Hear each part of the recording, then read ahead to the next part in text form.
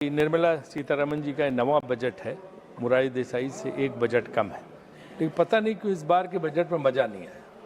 कुछ ऐसा है ही नहीं जिसकी प्रशंसा की जा सके। एक भी चीज नहीं है। कैपिटल एक्सपेंडिचर का नाम है तो दूसरी तरफ पैसा कट गया, चाहे वो ग्रामीण रोजगार में हो चाहे कृषि रोजगार। लेकिन मैं एक चीज यहाँ पे अनुरोध करना चाहता हूँ, निर्मला जी से यहाँ पे है नहीं, बाकी मिनिस्टर हैं यहाँ, कि उन्हें अब एक या तो सप्लीमेंट्री बजट पेश करें या रिवाइज्ड बजट पेश करें, क्योंकि बजट पेश होने के बाद ये अमेरिका के साथ डील हुई है जो कि बहुत बड़ा, जिसमें खर्च है $500 बिलियन, करीब 45 लाख करोड़ का 5 साल में, और $40 बिलियन का हम इंपोर्ट अभी उनके साथ करते हैं, तो हमें $60 बिलियन का इंपोर्ट हर साल और करना पड़ेगा। तो ये जब लाखों करोड़ का 45 लाख करोड़ का इतना बड़ा मसला है, तो एक रिवाइज बजट आना चाहिए या सप्लीमेंट्री बजट इसके साथ होना चाहिए कि इस डील के बाद मिला के हम किस जगह पे पहुंचेंगे और बजट का क्या प्रारूप होगा, हमारा जो खर्च है एक्सपेंडिचर वो कहाँ जाएगा, किस हिसाब से। और इस $500 बिलियन में डिफेंस की खरीदारी शामिल नहीं है, वो इसके ऊपर है, ओवर एंड अबव है। तो इसलिए ये बहुत ही जो है गंभीर बात है। इसलिए मेरा ये मानना है कि इस बजट को रिवाइज्ड एक बजट देना चाहिए उनको। एक आदत बन गई है कि गलत बात को बार बार मीडिया से अच्छा बताओ, सारे प्रवक्ताओं को लगा दो, लाइन लगा दो और सब वो तारीफों के पुल बांधने लगे, तो कम से कम 100 बार कहोगे वही बात तो लोग सही मानने लगे। लेकिन असलियत वो नहीं है, असलियत ये नहीं है। आप असली बात को दबा देते हो जी, हैं? तो असली बात ये है कि मनमोहन सिंह जी के जमाने में जो है 3% से नीचे था, 2.92 टैरिफ। देखो बीच में डिस्टर्ब मत करो, क्या चीज है मुझे पता है। अभी पीएम खाना खाने गए हैं, टीवी देख नहीं रहे, कोई बात नहीं, आप सुनाई जाएगी आपके, है ना। और अटल जी के जमाने में सभापति महोदय, अटल जी के जमाने में 3% था, उनको भी इसका श्रेय जाता है। मुझे पता है इनके एक वक्ता कभी अटल जी का नाम तक नहीं लेते, कभी उनकी प्रशंसा नहीं करते। मैंने सारे भाषण सुने और नोट किए, एक बार भी अटल बिहारी वाजपेयी की प्रशंसा नहीं। क्या डर है इन्हें अटल जी की तारीफ करने में? अटल जी की क्यों, हम तो करते हैं नरसिम्हा राव की तारीफ, हम तो नरसिम्हा राव की तारीफ तो आगे बढ़िए। तो अटल जी के बारे में बोलने में इन लोगों को बहुत डर लगता है। चलो ठीक है, आपको ये है कि अटल जी के बारे में नहीं बोलेंगे, उनको श्रेय मिल जाएगा। लेकिन ये एक अजीब बात है। सरकार का जब मैंने तर्क पूछा तो मुझे तर्क ये दिया गया कि साहब बदले हुए जो ट्रम्प है, ट्रम्प 1 के जो ट्रम्प थे वो ठीक थे पहले वाले, अभी जो बदले हुए जिसमें 25% 50% था, अब अगर उन्होंने 18% ले लिया कर दिया है तो भैया इसी को अपनी उपलब्धि मानो। यही बहुत बड़ी चीज है कि 25 से 18 कर दिया, क्योंकि ट्रम्प बदल गए। अरे भाई ट्रम्प बदल गए तो आपने पहले ट्रम्प की इतनी जो है, ट्रम्प के साथ इतनी मित्रता, इतना दोस्ताना उनके लिए भाई देखिए, राधा मोहन जी शांत बैठिए ना, आप पीछे शांत बैठिए, आप बोलिए। तो रोकिए सर, इनको ना ब्रिज में रिदम सबसे अनुरोध करते हैं, इधर से बोलते हैं, इधर से बोलते हैं, उधर से। सर सारे सदस्यों से अनुरोध करता हूं कृपया सर, मैं आपसे कमेंट ना करें प्लीज। जब आप जो है वहां पे बदले हुए ट्रम्प को, कि बदले हुए ट्रम्प जो ट्रम्प 2 के ट्रम्प जो है उनका एटीट्यूड बदल गया अचानक, इसलिए हमें 18% में बड़ी खुशी है। एक तरफ 18%, दूसरी 0%। तो 18 और 0 में कोई फर्क नहीं। अमेरिका 0% है, भारत को 0% टैरिफ पे, और अमेरिका को 18%। और उसमें भी धमकी है कि अगर आपने रूसी तेल खरीदा, मैं रोज देख रहा हूँ, जरा भी तुमने गड़बड़ की तो मैं फिर पेनल्टी लगा दूंगा। तो ये 18% भी कायम नहीं है। जितने दूसरे नेशंस हैं डेवलप्ड, लाइक इंग्लैंड पे 10%, जापान कोरिया पे 15%, मैं तर्क मान सकता हूँ कि वो जो है डेवलप्ड नेशन का उनका क्राइटेरिया अलग है। और जो है जो सेक्शन जो है 192 के उसमें कुछ एग्जम्पशंस हैं, लेकिन उन चीज़ों के एग्जम्पशंस हैं जो उनको ज़रूरत है। काफ़ी टी पे पहले से एग्जम्पशंस थे, उन्होंने दे रखे थे। तो इसलिए जो है हमारी जो इस चीज़ को बेस्ट डील बताना मैं नहीं समझता हूँ कि सही है, क्योंकि सारे अर्थशास्त्री जो सरकार की तारीफ में भी लिखते रहे, उन्होंने भी लिखा है कि ये डील जो है इस टिल्टेड टुवर्ड्स अमेरिका के पक्ष में है। तो इसमें मुझे लगता है कि सरकार अपनी बात सफाई देगी और बताएगी कि ऐसा क्यों है।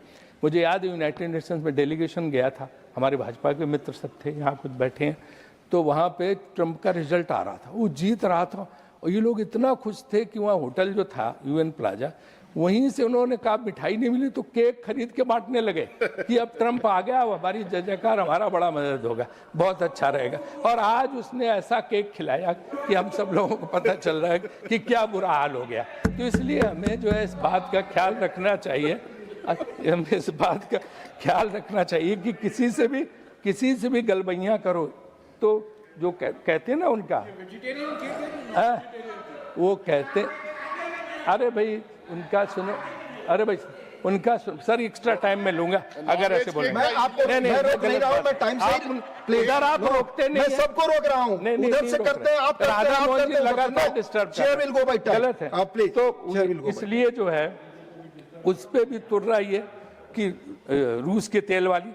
और दूसरी जो इम्पोर्टेंट बात है कि अमेरिकन कृषि मंत्री खुद ट्रंप साहब का जो ट्वीट है, व्हाइट हाउस की प्रवक्ता, उसने खुद कहा कि अमेरिका के बहुत बड़े फायदे में है, कृषि उत्पाद भी उसने बताए हैं और ये बोला है कि तमाम चीज़ों में हमें बहुत राहत मिली है।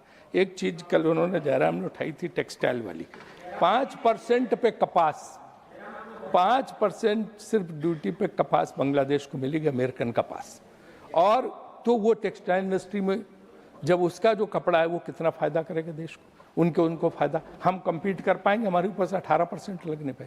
ये कुछ ऐसी बातें जो गंभीरता की बातें, तो हमें देखना पड़ेगा कि हमारा वस्त्र उद्योग, टेक्सटाइल इंडस्ट्री, गारमेंट इंडस्ट्री, उसका क्या हल होगा।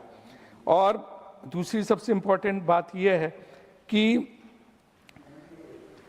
जो कंपल्सरी बाएंगे $500 बिलियन की, अब अगर हम रूस से तेल खरीदने को मजबूर हैं, कल हमने पूछा था, हमारी मीटिंग थी, तो उन्होंने बताया कि हम बहुत ज़्यादा रूस से तेल नहीं खरीदे, $2 बिलियन का खरीद रहे थे सब जगह, लेकिन अब वो कह रहे हैं वहाँ से कुछ मत खरीदो, आपको वेनेजुएला वाला तेल लेना पड़ेगा। वेनेजुएला का तेल जो है, एक तो ट्रांसपोर्टेशन कास्ट, क्या कल हमारी मीटिंग वो बोल रहे हैं स्टैंडिंग कमेटी की बात जो है ना, और ट्रम्प चाचा ने खुद बताया है ना, वेनेजुएला से आपको लेना होगा। तो आप बताओ वेनेजुएला से ट्रांसपोर्टेशन कास्ट क्या होगी, उतनी दूर से लागत क्या आएगी। एक ईरान, रशिया, उनसे तो बहुत ज़्यादा लागत होगी। दूसरा उनका crude oil, thick crude oil है, हमारी कौन सी रिफाइनरी उसको प्रोसेस कर पाएंगे।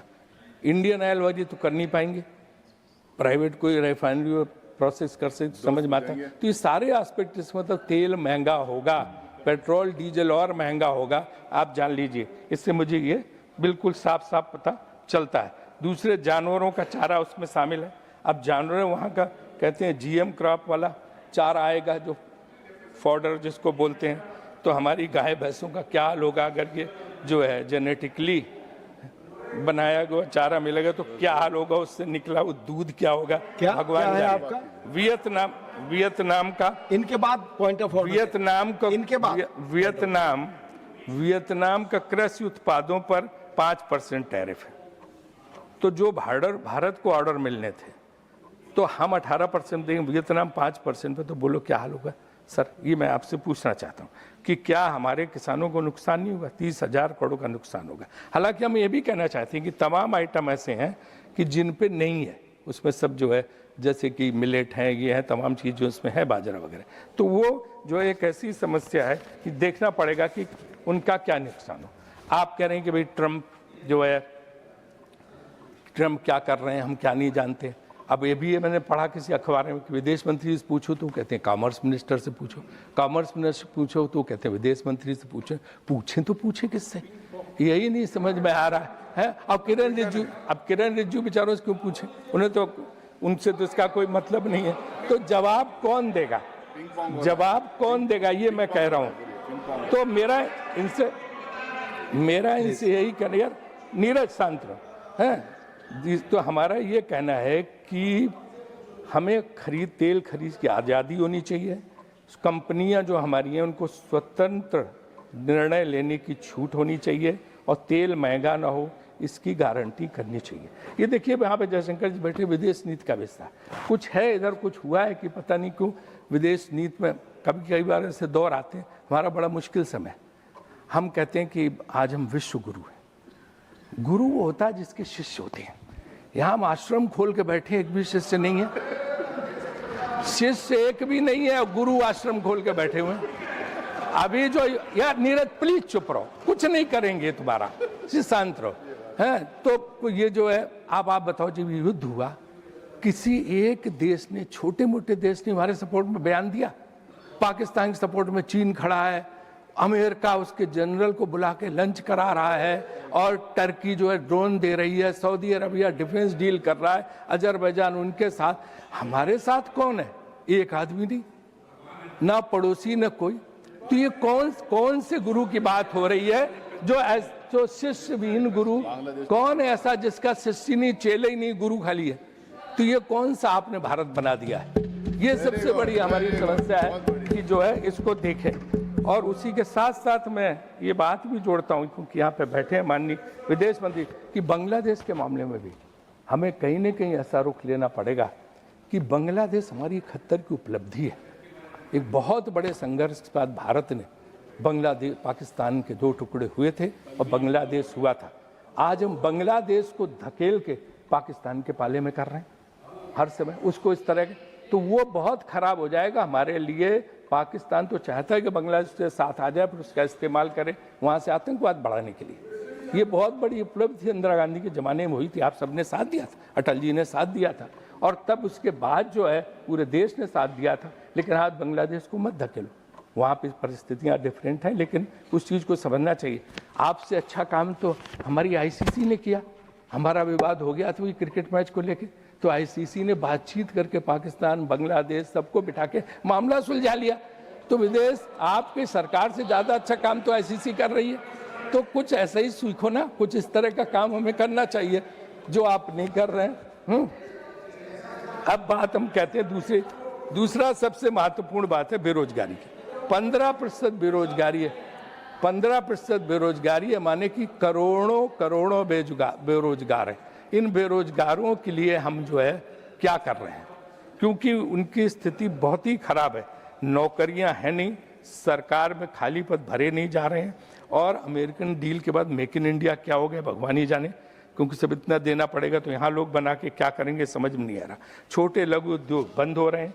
सरकारी अफसरों ने छोटे छोटे व्यापारियों की जान आफत में की हुई है, जीएसटी से लगा के हर तरह से इतना तंग किया जा रहा कि मुझे लगता है 1 लाख कि 10 लाख लोग, 10 लाख व्यापारी या 1 लाख व्यापारी तो नागरिकता छोड़ के चले गए। तो अगर ये प्राइवेट सेक्टर के एंटरप्रेन्योर, एक वैसे आदमी जाए फर्क नहीं पड़ता, अगर उद्यमी जाता है, एंटरप्रेन्योर जाता है, तो लोगों को नौकरी कौन देगा? मुझे याद है मैं जब योजना मंत्री था तो मनमोहन सिंह जी ने मुझे कहा, वो सोचते थे इस बारे में कि तुमने क्या सेंसस रिपोर्ट देखी 2012 की बात याद है? तो मैंने कहा नहीं, कहने उसमें 2.5 करोड़ की दर से हर साल नया यूथ आ रहा है नौकरी लेने के लिए। तुमने उसके लिए कुछ सोचा तुम लोगों ने योजना आयोग में? मैंने कहा साहब ऐसी तो कोई बात हुई नहीं। कहने 2.5 करोड़ यूथ ही अगर इसको नौकरी नहीं देंगे तो ये अराजक तत्व हो जाए, तो कुछ सोचना चाहिए। तो तब उन्होंने कहा स्किल डेवलपमेंट पर जोर दो, स्किल डेवलपमेंट पर जोर दो, और प्राइवेट सेक्टर जो है इनको नौकरी दे सकता, तो सरकार और प्राइवेट सेक्टर मिल के मदद कर। तो मैं इसमें स्किल डेवलपमेंट के लिए कोई पैसा नहीं बनाया गया। तो मुझे लगता है आपसे निवेदन ये है कि आप कहेंगे उनको कि स्किल डेवलपमेंट का भी उस रिवाइज्ड बजट में जो है, नए बजट में पैसा बढ़ाया जाए, ताकि लोगों को, उद्यमियों को उससे मौका मिले, और ये थोड़ा डंडा मारने का काम व्यापारियों वगैरह पे कम कराई। अब सर दिन भर डंडा मारते हैं, और इसकी वजह से उनका जो हौसला है वो बहुत कम होता चला जा रहा है। मैं इस बजट में ग्रामीण विकास और कृषि विकास, ग्रामीण सबसे बड़ी अर्थव्यवस्था, हमारी नरसिम्हा राव जी पहले आदमी थे जिन्होंने ग्रामीण मंत्रालय में 5 सेक्रेटरी रखे थे। बहुत विकराल रूप दिया था ग्रामीण विकास मंत्रालय को, और महत्वपूर्ण था। लेकिन यहाँ हम देख रहे हैं कि 6,500 करोड़ का बजट कम कर दिया गया। तो ग्रामीण विकास तो सबसे इम्पोर्टेंट, शहरों में तो कुछ हो नहीं रहा, ग्रामीण में नहीं हो रहा। तो ये आपके लिए बहुत ही जो है मेरे ख्याल से बहुत गलत बात होगी। आप कहते हैं यूथ पावर, यंग इंडिया, 60% हमारे कितने भाषण थे कि देश की स्ट्रेंथ ये है कि यहाँ 60 करोड़ युवा है, 70 करोड़ युवा है। आज युवा कहाँ है? वो जो कोरोना का ही हुआ तो 4 घंटे के अल्टीमेटम में आपने उनको बाहर किया। जिस तरह से शहरों से छोड़ के अपने गाँव गए, परेशान होके, दुखी होके, उनको 24-48 घंटे का टाइम मिलता, तो वो इतना दुखी हो गए कि वहां से भैया आप तो पहले ही मेरा कर देते नहीं तो दोस्ती किस बात की आपसे है ना, आप कभी मौका नहीं देते। राजीव जी देखिए कंक्लूड तो ये जो है ना, बस खत्म कर दे बस। खत्म। तो उनको मौका कब हम देंगे, क्योंकि वो जो है कोरोना काल में जो गए वो लौट के नहीं आ रहे हैं, जिससे लेबर कास्ट बहुत बढ़ रही है, जो एक्सपोर्ट वालों को भी दिक्कत करेगी और लोगों को भी। तो उनको जो है, आप जो बुजुर्ग हैं उनको राशन दीजिए, यूथ को मोटिवेट करिए कि वो कामों में वापस जाए बड़े बड़े शहरों में, जो कि नहीं जा रहा। युवा डिग्री लेके सड़क पर प्रदर्शन कर रहा, किसानों के एमएसपी गारंटी दी। एक फिर नड्डा जी के लिए कि हेल्थ बजट बहुत कम है। नड्डा ये हेल्थ बजट बहुत कम है, ये 2-2.5% से कुछ नहीं वाला। बहुत दिक्कत है, प्राइवेट हॉस्पिटल लूट रहे हैं। आयुष्मान कार्ड एक स्कैंडल बन गया है। ये प्राइवेट अस्पताल वाले आयुष्मान कार्ड पहले ही दिन उसका पैसा खर्च। राजीव जी आई एम कॉलिंग, इसलिए मैं अच्छा सुनिए, मैं आखिरी सेंटेंस सुन लो ना, कि हम ही सुझाव दे रहे हैं, कोई दुश्मन के नाते नहीं मिल रहे। विपक्ष को दुश्मन मत समझो। Thank you Rajiv ji, 1 minute हो गया प्लीज। दुश्मनी एक कदम 2 कदम, तुम भी थक जाओगे और हम भी थक जाएंगे। Thank you.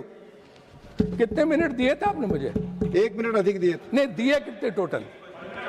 15 था प्लस 1 16 आपने बोला, 15 था आपको। बताइए, बड़ा भारी